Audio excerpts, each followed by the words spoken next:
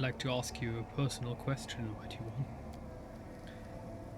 There shouldn't be any secrets between us, champion. The very instant that Queen Golfrey sent you to this dark place, I swore to myself that I would do everything within my power to ease your burden.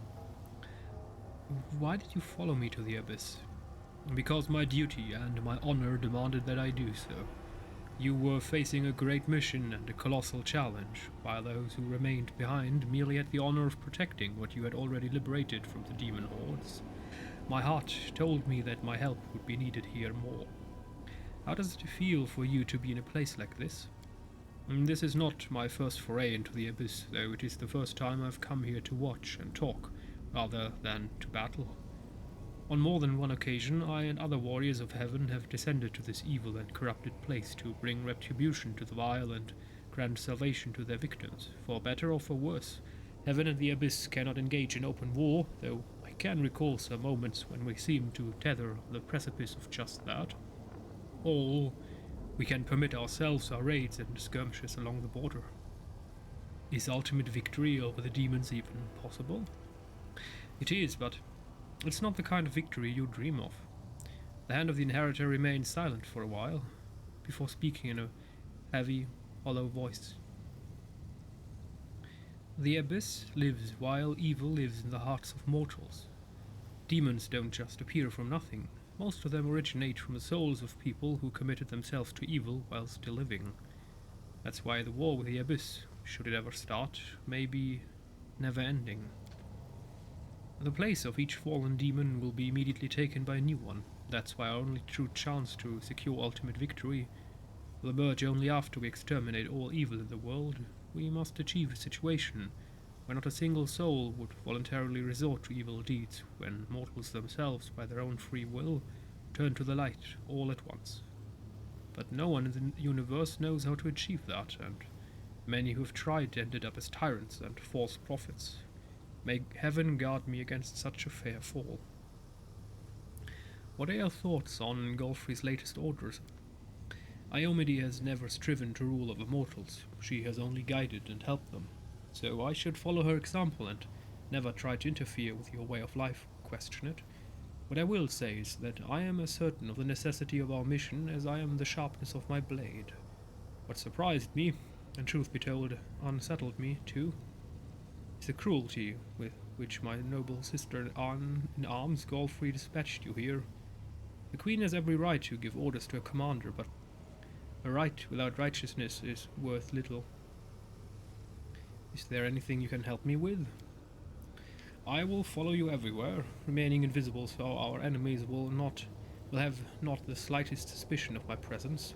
When you need advice, I will give it to you, and when you are stricken by disease, I will come to your aid and dispel it.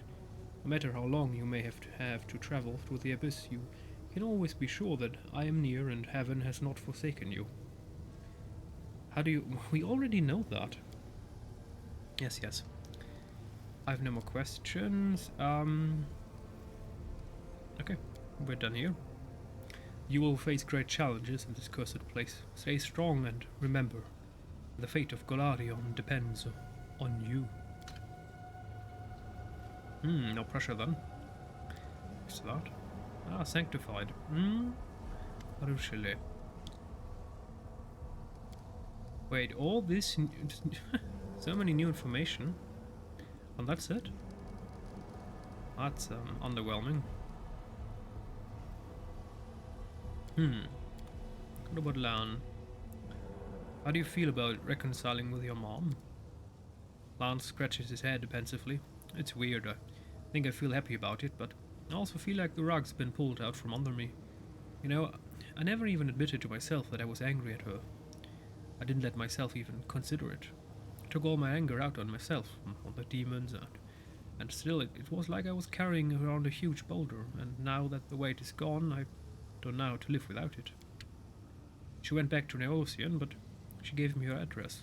It's strange to think I can write to her, tell her what's on my mind, ask for her advice. I was used to her not being around, to the idea that she was gone forever, and now I have to get used to her being in my life. Lan smiles. Thank you, Morgraine, for not letting me off the hook. I was mad. I'd have sooner run into the wound and hugged the demon than gone to see her. But it turned out you were right. Thank you. I don't know what the situation is with your parents, but if you get the chance to hug your mom, do it. Did you come with me so you could see the surface again? Initially, I blamed the demons for everything my family had been through. I wanted to come up to the surface to seek revenge, but since meeting my mom and becoming chief of our tribe, so many things have changed for me. I'm on the surface to drive the demons out of Golarion, because there will only be more misery in this world as long as they are here. The past is in the past. I can't change what happened to my family and my people. We just have to live with the consequences, but we can still change the future. Do you still want revenge on the demons for your family's suffering, or has something changed? You know, I guess something has changed. I really wanted to make the demons pay for everything. For mongrels being cast out, for my mom's tears, for my dad's early death, or lumps in my porridge, but after I reconciled with Mom, I realized a lot of things. I realized that I just hate feeling helpless. That's it. And whenever I don't know what to do, I start thinking everything is my fault. I thought I hated the demons, but I actually just hated myself. Before this crusade, I'd never even met a demon, and then, when I saw what they turned Wendor into, what they were doing on the surface, it's like everything suddenly became crystal clear. I realized that demons must be destroyed, not because they spat in my ancestors' soup way back when, but just because they are the evil that we must defeat if we want to live. I watched them die from my arrows, and I know I'm doing the right thing. Of course, it's a drop in the ocean, but as long as my hands obey me, as long as my eyes can see the target, I still have hope that I can do something important. There's still time for that.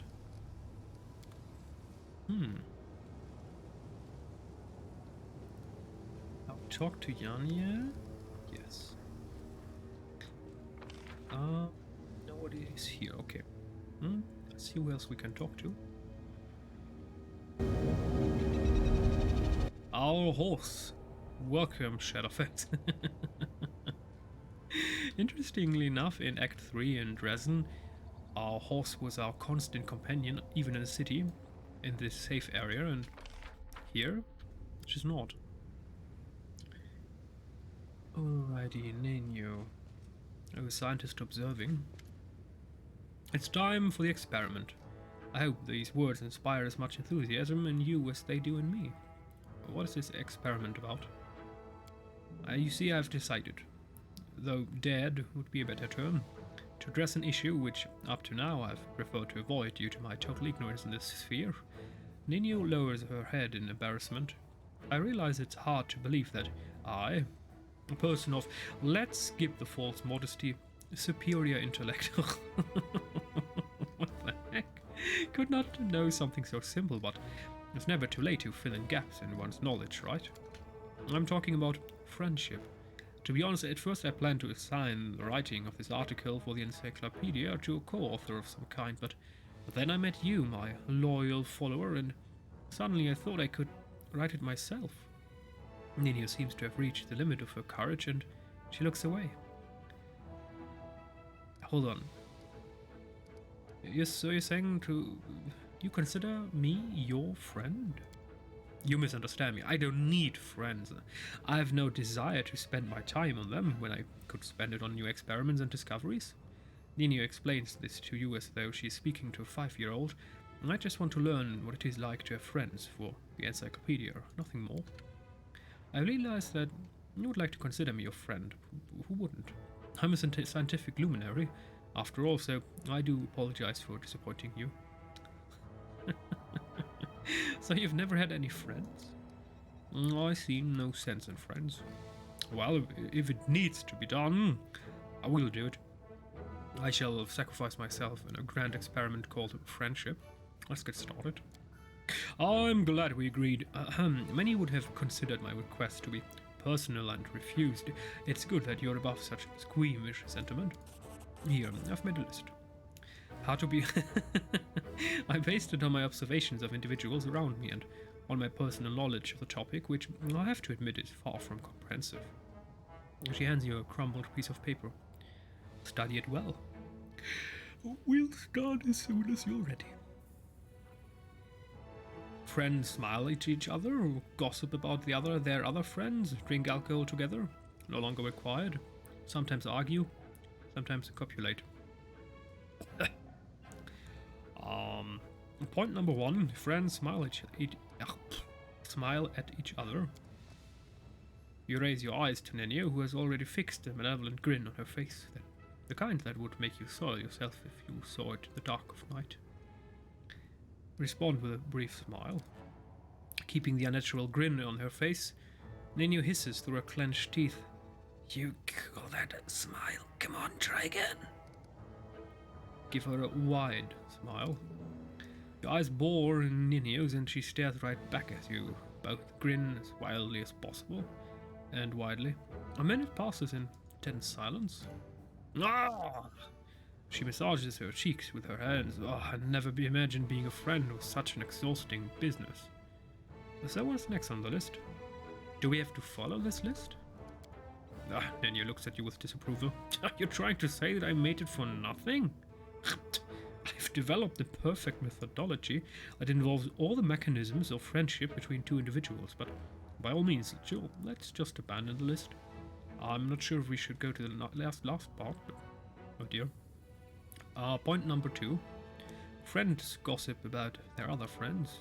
Yeah, that's not true. Only if you have SL friends.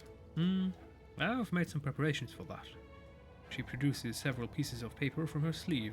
Come on, let's get to it. What are we going to gossip about? Regiel. Oh, excellent choice. So what do you think of him?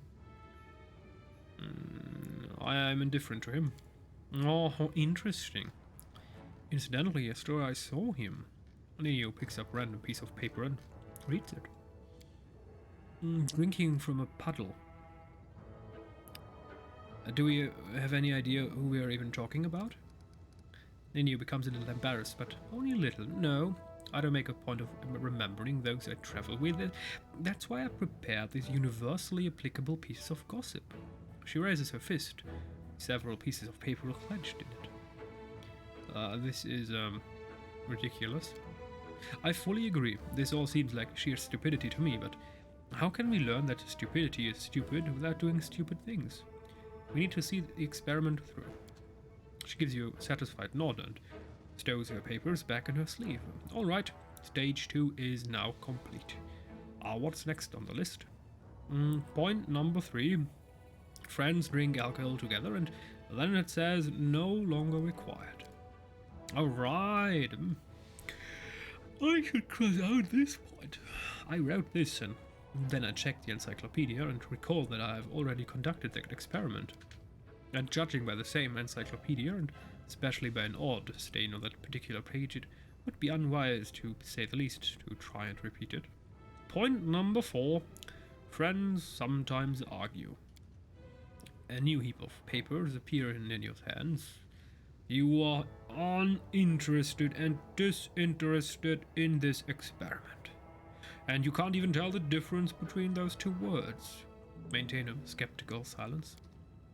You're such a freak that even Rovaguk feels sorry for you. Skeptical silence. Your mouth stinks so terribly, your backside's envious. Your head's only suitable for use as a receptacle for food. Hey, I'm running out of insults. Come on, join in the discussion. Nini looks at her papers somberly, then crumbles them and hides them in her sleeve. You're a fool. Nini sighed. Fine. That's enough. I think I've bickered enough with both of us. We can be considered friends now. And on that note, I conclude the 4th part of the experiment. What's last on the list? Point number 5. Friends sometimes hug each other. Oh yes, that. Nino sighs. Take off your underwear. What? Now we are going to engage in the act of copulation, exclusively for the sake of carnal pleasure, bypassing the main purpose of all copulation, which is procreation. Which part of that isn't clear? And not all friends have to do that. Is that true? Are you sure? What an unexpected and interesting piece of information. Well, I must confess I wasn't so thrilled about this whole copulation idea from the start. It's so nice that science does not demand the sacrifice of me today. This thoroughly awkward experiment is finally concluded. I've learned what it means to be a friend, and now I can write an article about it for the encyclopedia. Ninny rubs her nose with a pencil. I am happy that it is over. I am once again convinced that friendship is the most foolish of all occupations. You did it all wrong. Friendship is more than just smiling, gossiping, bickering, and sex. Is it? But we have concluded all the assigned actions typical for true friends. Of course, I could have compiled an extended list which would have included joint food ingestion and senseless banter with the aim of showing each other in the least attractive light, but how would that change the situation? Do you know what I will write in the encyclopedia? Friendship is a set of primitive rituals intended to help individuals forget about their loneliness. However, I have no interest in that. I see my loneliness as a sign of my uniqueness. The one who leads the way is always alone. Now, I have time to answer your questions. Come on, ask away. Yeah. Goodbye. I'm not going to comment this whole endeavor. I'm gone. Ritual. Nothing. When do I? Nothing. Perfect. Nobody here wants to talk to me? What did just happen? No, what? Stop. Wait, what? How did we... Huh? How did we end up here? Okay. So now we're in the cave. Well, let's talk to our friend. Greyball. And one was from the Witcher universe. Greyball. Okay, nothing. We do it my way. I'm most certainly not going to break the contract, considering that we paid him thousands of gold coins. Sealer. We've overcome everything we faced so far. We get through this as well. Wait. I will learn the weight of my sword. I will have faith in the Inheritor. I am the first into battle, and the last to leave it. With her eyes half closed, Celia whispers the words of the oath of Yomide's paladins. Trailing off, she opens her eyes and sighs. How did we end up here? I never would have imagined I'd find myself in the abyss. Yes, that's right. Thank you, Morgrin. I've always had faith in us, and I will keep having faith, but sometimes a girl needs a few words of encouragement. How are you? Elan's wedding... Things didn't exactly go as planned. What does it matter how I am? I can't stop thinking about everyone who suffered. Cleaver Sealer, the Paladin. A clever Sealer, the Paladin, companion of the gods, chosen one. Didn't even notice a demon conspiracy right under her nose. I'm going to officially change my name to Sealer the Dimwit. That's how I'll introduce myself to everyone I meet, so that they know they can't count on me. Sealer chuckles grimly, then adds in a softer, more serious tone, If we're too late to save the souls of all these victims, I will never forgive myself. You know what else I keep thinking about? What happened to Cole? Did he really want to steal the ring? Did he just get what was coming to him? Or was it the fault of the demon who possessed his body? So many questions and so much grief. As if a whole world wound and 2 demon lords out there just waiting to hurt us wasn't enough. Well. Ember. Do you really think the demons will listen to you? They listened to me, didn't they? I told them what I wanted to say. They might have forgotten it all right away, but what if they didn't? What do you want to discuss with Nocticular? I don't know. I just want to see her with my own eyes. Maybe then I will know what to say. Okay. So go. The elf watches you with a radiant smile as you leave. This is a very difficult character to master. I would love to see a movie, but to cast Amber would be very difficult, since her character can very quickly become ridiculous, but she's not. So, casting this character in any sort of television series or movie, that would be very difficult. Immense task. Duran? Duran looks rather distracted. He's staring into space as though he's listening to something deep inside himself. Oh, he's talking to his over-commander, Lord. But finally he notices you and his lips quirk into a nervous smile. So many people have cursed me and told me I'll end up in the abyss when I die. I suppose I've rather deftly subverted their expectations by getting here while I'm still alive. You, treat this as another adventure. My world and adventure is getting totally smashed with a couple of apprentice mages who've just got the hang of basic teleportation spells and waking up several thousand miles away next to someone you've never clapped eyes on before. Someone who might turn out to be a Varisian saber swallower or a dragon in human form. But this... Oh, well, fine. Find me at least one beautiful saber swallower around here and I shall magnanimously agree to call it an adventure. Drain smiles again, either recalling something good from his past or enjoying his own joke. Social. Drawing something, but when he notices you, he hurriedly fold over the paper. Struggling for inspiration? The priest shakes his head. My drawing is just not flowing the way it normally does at this place, doesn't it inspire creativity? Don't tell me you've managed to find some beauty in the abyss. No. Cringing a little, Social shows you a few sheets of crossed out sketches, but you can still recognize the vistas of Aloshinira in them. I tried to, but I can't.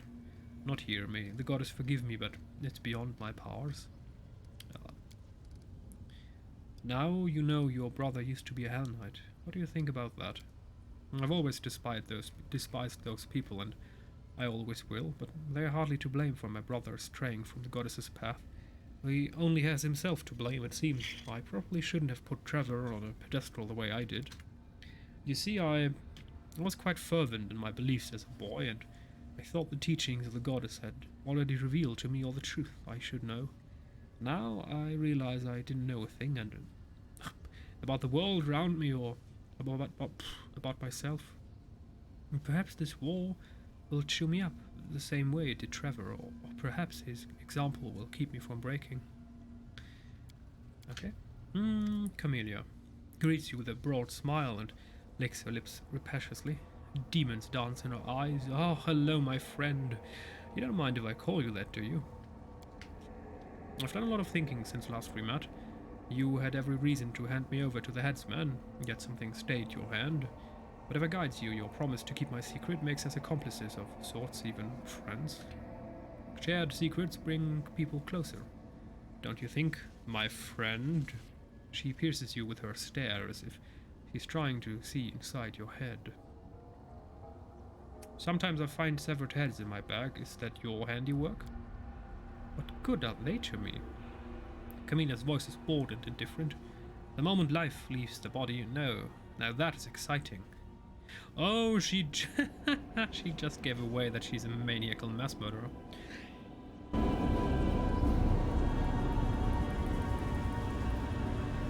It shouldn't be exciting to her. She's just fulfilling the wishes of this ghost, demon, whatever. In the moments that follow, when the body is cooling down rapidly, losing the last of its warmth, I am filled with sweet languor. The cold corpse that remains is just a corpse. It holds no interest for me. Wait, didn't she just... Okay, so there is no ghost. She's just a serial killer. Fuck. Tell me about yourself. With pleasure. Friends, share everything. What do you want to know? How many people I've killed? Which organ is the most delicious?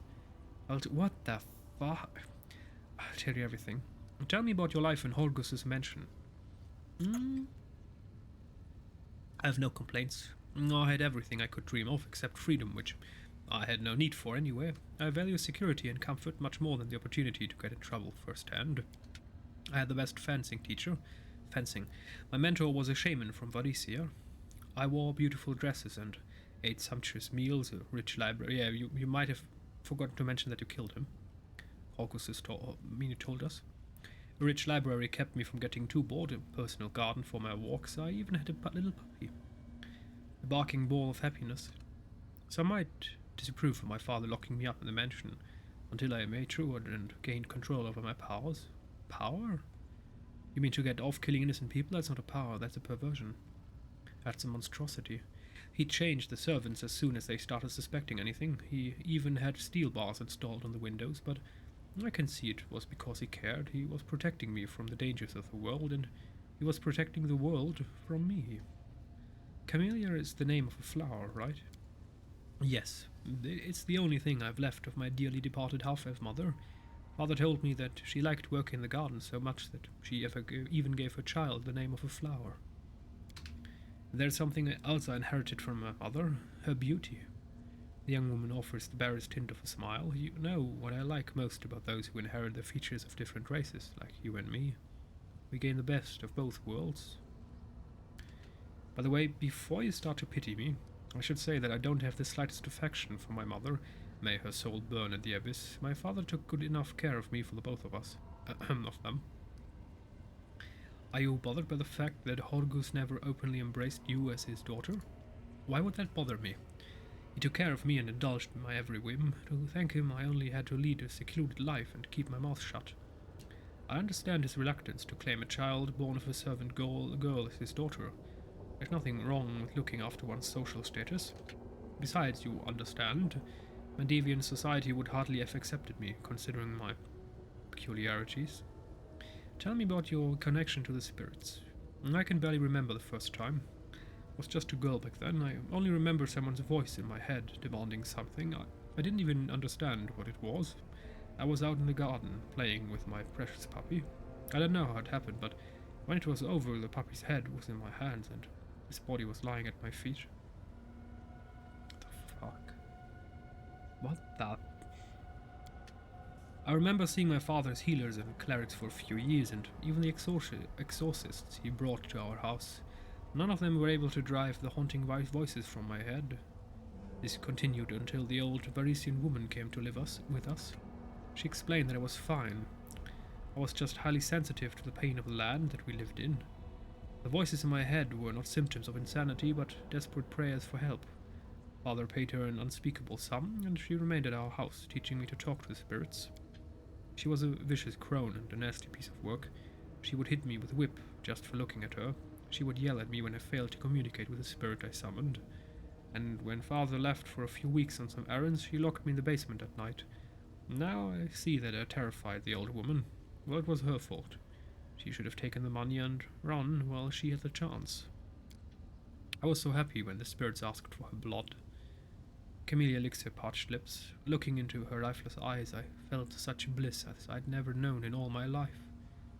Why did you kill her? Surely your father would have thrown her out if you told him what she was doing. Perhaps. Anyway, I don't remember him being very upset when he discovered her corpse in the basement after returning home from his trip.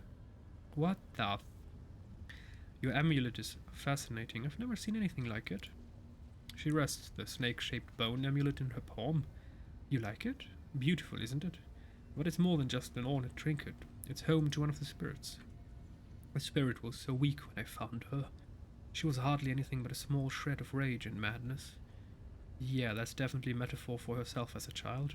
I locked her in my amulet and have taken care of her ever since. I try to talk to her. I don't know her name, so I call her Mireia. The spirit has been growing stronger and she asks for more and more blood. I feel like every ritual, bloodletting makes her madness subside. Just a few more and I'll be able to talk to her and find out how to heal the lands of ancient Sarkoris. Tell me about the ritual killings you've performed. I killed to learn the will of the spirits of the land. Sarkoris was torn apart by the demons, and the blood of many thousands of living creatures poisoned these lands for many years. The world wound keeps growing bigger and bigger. It's no surprise that the spirits of this place have gone mad and endlessly thirst for more and more blood. Only when bathed in blood can they regain their senses, at least temporarily. But it would be a lie to say I don't enjoy what I do. She licks her lips hungrily. I remember all of them. Every last breath, shriek and sob. Every fatal stab. Blood running down the blade as I pulled it from her victim's heart. What the fuck? What madness horror story is this? Heart. The taste of the drops on my tongue. I like to watch the blood. What the pool beneath the body as it cools. By the way, did you know that blood only flows while the heart is still pumping? It was quite a discovery for me. I opened one of my victims and watched her heart slow beat, beat, beat, and then silence. Camellia's breath grows fast and heavy and leaves her chest with a forceful rush.